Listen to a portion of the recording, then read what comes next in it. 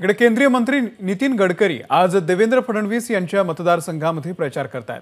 नागपूर दक्षिण पश्चिम विधानसभा मतदारसंघातील मनीष नगर भागामध्ये गडकरी आज मतदारांशी संवाद साधतायत।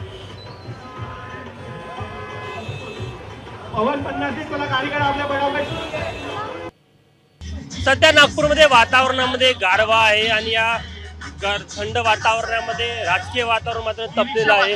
प्रचारांच्या ज्या सभा आहे त्या सुरू आहे, प्रचार रॅल्या सुरू आहे। आपण बघू शकतो केंद्रीय मंत्री नितीन गडकरी यांची दक्षिण पश्चिम जो विधानसभा मतदारसंघ आहे उपमुख्यमंत्री देवेंद्र फडणवीस यांचा, त्या मतदारसंघातील मनीष नगर भागामध्ये आज सकाळला रॅली सुरू झालेली आहे।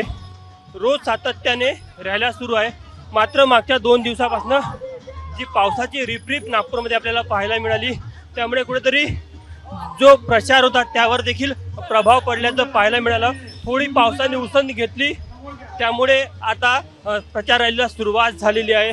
सध्या नागपूरच्या मनीष नगर भागामधनं त्यांची ही प्रचार रॅली आहे। भाजपसह त्यांच्या महायुतीतील जे घटक पक्ष आहे त्यांचे देखील स्थानिक नेते या प्रचार रॅलीमध्ये सहभागी होत आहे आणि विकासाचा मुद्दा याला केंद्रीय मंत्री नितीन गडकरी यांनी प्रचारामध्ये लक्ष केंद्रित केलेलं आहे आणि लोकसंपर्क हा त्यांच्या प्रचाराचा प्रमुख अजेंडा आपल्याला पाहायला मिळत आहे।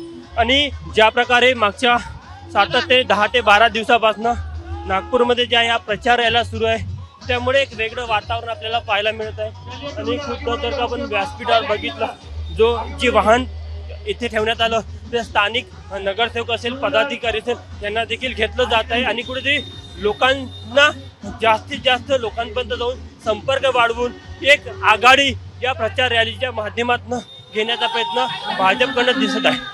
कॅमेरामॅन अतुल येडेसह तुषार खोडे, एबीपी माझा, नागपूर।